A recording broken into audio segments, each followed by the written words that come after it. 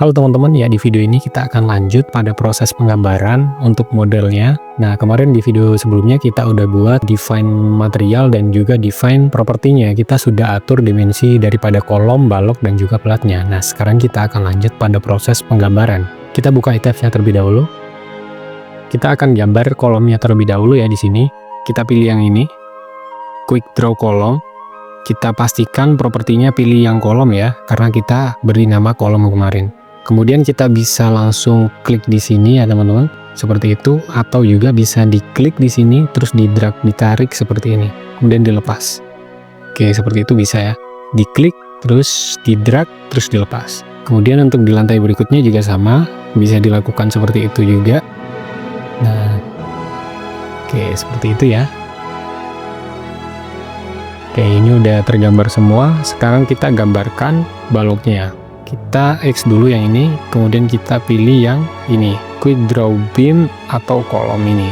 Kita pergi ke lantai satu lagi, lantai 2 sorry. Kemudian untuk propertinya kita rubah jadi balok induk terlebih dahulu ya teman-teman. Sama, itu bisa di-select seperti ini teman-teman. Nah, seperti itu ya. Kalau teman-teman mau lebih cepat tuh yang one story di pojok kanan bawah itu dirubah jadi all stories, itu bakal lebih cepat teman-teman. Oke, kemudian kita akan gambar balok anaknya. Yang ini ya, quick draw secondary beam. Untuk cone beamnya, propertinya kita rubah jadi balok anak. Itu jumlahnya ada 3 ya teman-teman. Kita atur di sini number of beamnya kita rubah jadi 1. Kemudian kita arahkan dan berubah jadi 1. Itu kan arahnya masih vertikal ya di sumbu Y. Kita akan rubah jadi sumbu X. Caranya itu paralel Y to R-nya itu kita rubah jadi X or T. Seperti itu ya. Nah, itu akan berubah ke arah horizontal teman-teman. Kita masukkan aja seperti ini. Oke, seperti itu ya. Diklik. Kalau sudah ada merah-merahnya seperti itu, kita klik aja. Oke, seperti itu ya teman-teman. Oke, seperti ini. Kalau sudah, kita X saja. Kemudian kita akan gambarkan pelatnya teman-teman. Dengan cara kita pergi ke ini, draw rectangular floor.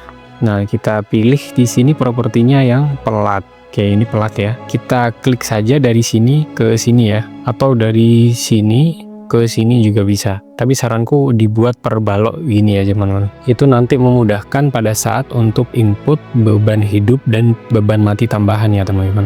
Jadi dibuat per balok saja saran saya. Nah, seperti itu ya.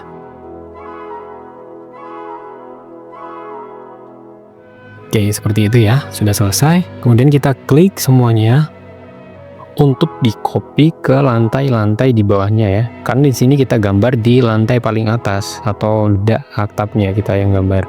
Kita akan copy ke lantai 3, lantai 2 ya teman-teman. Untuk lantai 1 kita nggak perlu gambar karena di sana nggak ada beban yang akan diinputkan ya. Kecuali kita akan mendesain satu fondasi itu, baru kita inputkan. Kemudian kita pilih edit, kita replicate, kita pilih yang story ya. Kemudian kita akan copy ke lantai berapa, ke lantai 3 dan ke lantai 2. Kita apply dan tercopy teman-teman. Kemudian kita klik OK. Oke, seperti itu. Jangan lupa untuk tumpuannya kita rubah jadi jepit ya. Yang di sini awalnya sendi, kita rubah jadi jepit. Kita pergi ke lantai 1 terlebih dahulu. Kita select joinnya. Nah, oke, tumpuannya kita select. Kemudian kita pergi ke menu assign. Kemudian di join, kita pergi ke restrain. Nah, di sini kita masih menggunakan yang sendi. Caranya untuk menggunakan yang ini, itu kita klik aja. Atau bisa dicentang satu-satu semuanya ya teman-teman. Kemudian kita apply. Oke, seperti itu. Dan sudah selesai teman-teman. Dan berubah jadi tumpuan jepit. Oke, seperti itu caranya.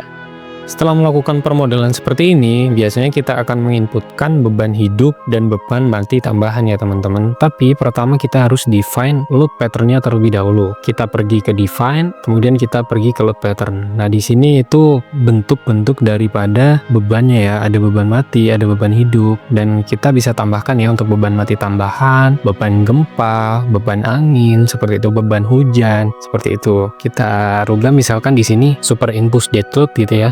SDL atau beban mati tambahan, kita rubah di sini menjadi super dead. Kita samakan saja satu gitu ya, sama kayak deadnya. Kemudian kita add new load. Kemudian kita mau tambahkan beban hujan misalkan hujan. Nah, di sini hujan nggak ada teman-teman. Kita klik order aja, kemudian kita isi 0 dan kita add new load. Kemudian untuk beban life reducible teman-teman. Beban hidup tereduksi. Beban hidup tereduksi. Artinya nanti bebannya itu akan diperkecil ya teman-teman.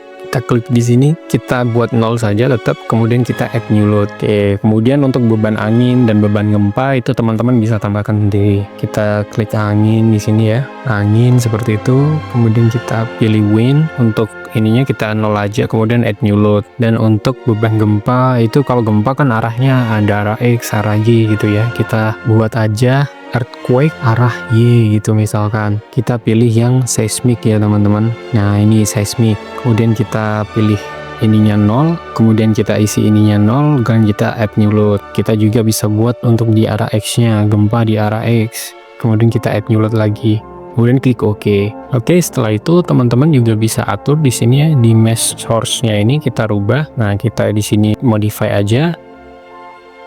Oke, misalkan kita rubah jadi mesh data gitu ya. Oke, seperti itu. Kita klik yang ini, specified load pattern. Oke, di sini date 1 ya teman-teman, kita add. Kemudian beban hidup itu buat aja 0,25, kemudian add. Kemudian untuk SDL 1 ya teman-teman, kemudian kita add. Nah seperti ini, pastikan isi seperti ini ya. Untuk elemen self mesh-nya kita hapus saja, dan kemudian untuk add mesh-nya kita hapus saja, dan kita OK, dan klik OK. Sekarang kita akan inputkan beban hidup dan juga beban mati tambahannya. Aku asumsikan misalkan di bangunan ini tuh semuanya ruang kelas ya teman-teman. Nah sekarang kita tugasnya untuk menginput beban hidup yang terjadi pada ruang kelas. Aku ada di sini ruang kelas ya, 1,44. Itu bisa dicek sendiri di SNI ya teman-teman, disesuaikan. Nah caranya untuk input beban hidup, kita klik dulu di sini. Nah seperti itu ya teman-teman.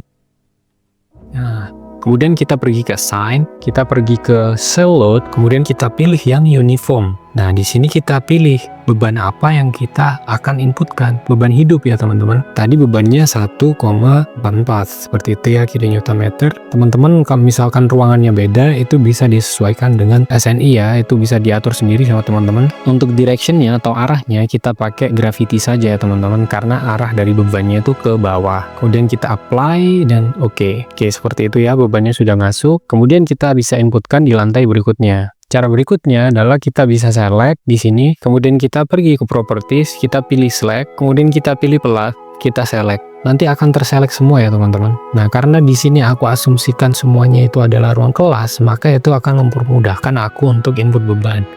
Ini close saja, kemudian aku sign, kemudian aku shell load, uniform, dan aku langsung apply saja. Dan itu akan terisi di semua platnya teman-teman. Dengan catatan ini aku asumsikan sebagai ruang kelas semuanya. Nanti di aslinya pasti kalau di permodelannya teman-teman itu pasti ruangannya pasti beda-beda ya gitu. Nah itu saranku jangan pakai select ini ya, karena akan terselect semua nanti platnya. Kalau teman-teman harusnya menginputkan satu-satu seperti itu, karena ini hanya tutorial jadi aku buat percepat saja, inputkan dengan cara yang paling cepat seperti itu. Oke, kemudian kita bisa inputkan beban mati tambahannya. SDL-nya apa aja sih? Di sini aku ada beban mati. Oke, nah ini SDL ya. Oke, ini ada pasir, spasi, granit, plafon, instalasi MEP, pas dinding, pasangan bata. Pas dinding nggak usah ya, nanti kita inputkan sendiri itu. Kita ini aja yang inputkan, kita jumlah.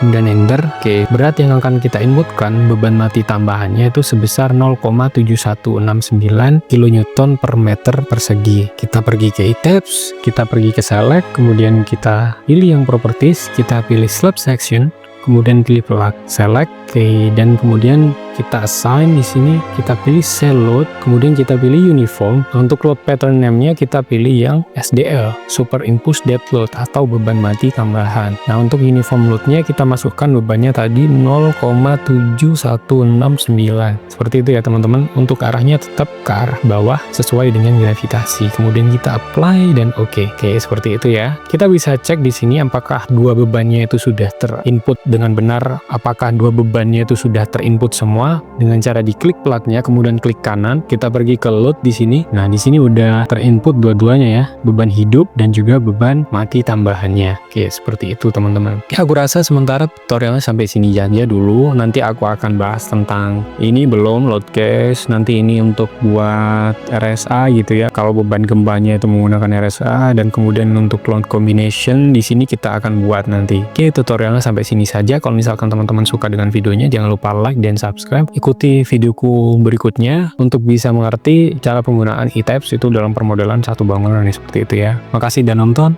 Bye bye.